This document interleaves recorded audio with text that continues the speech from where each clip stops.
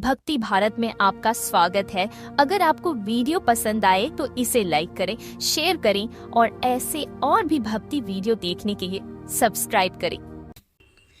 शीतला माता की पूजा होली के बाद की जाती है। एक कहानी के अनुसार एक गांव में ब्राह्मण दंपत्ति रहते थे। दंपत्ति के 2 बेटे और बहुएं थी। दोनों बहुओं को लंबे समय के बाद बेटे हुए थे। इतने में शीतला सप्तमी, जहाँ अष्टमी को पर्व मनाया जाता है, का पर्व आया। घर में पर्व के अनुसार ठंडा भोजन तैयार किया। दोनों बहुओं के मन में विचार आया कि यदि हम ठंडा भोजन लेंगी तो बीमार होंगी। बेटे भी हम अभी छोटे हैं। इस कुविचार के कारण दोनों बहुओं ने तो पशुओं के दाने तैयार करने के बर्तन में गुपचुप 2 बाटी तैयार कर ली। सास बहू शीतला की पूजा करके आई। शीतला माता की पूजा कथा सुनी। बाद में सास तो शीतला माता के भजन करने के लिए बैठ गई। दोनों बहुएं बच्चे रोने का बहाना कर घर आई। दाने के बर्तन में गरम गरम रोटला निकाले, चूरमा किया और पेट भर खा लिया। सास ने घर आने पर बहुओं से भोजन करने के लिए कहा। बहुएं ठंडा भोजन करने का दिखावा करके घर काम में लग गई। सास ने कहा, बच्चे कब के सोए हुए हैं, उन्हें जगाकर भोजन करा लो। बहुएं जैसे ही अपने बेटों को जगाने गई तो उन्होंने उन्हें मृत पाया। ऐसा बहुओं के करतूतों के फलस्वरूप शीतला माता के प्रकोप से हुआ। बहुएं विवश हो गई। सास ने घटना जानी तो बहुओं से झगड़ने लगी। सास बोली कि तुम दोनों ने अपने बेटों की बदौलत शीतला माता की अवहेलना की है, इसलिए अपने घर से निकल जाओ और बेटों को जिंदा स्वस्थ लेकर ही घर पर पैर रखना। अपने मृत बेटों को टोकरे में सुलाकर दोनों बहुएं घर से निकल पड़ी। जाते जाते रास्ते में एक जीर्ण वृक्ष आया। यह खेजड़ी का वृक्ष था। इसके नीचे ओरी शीतला दोनों बहनें बैठी थी। दोनों के बालों में विपुल प्राण में जूं थी। बहुओं ने थकान का अनुभव भी किया था।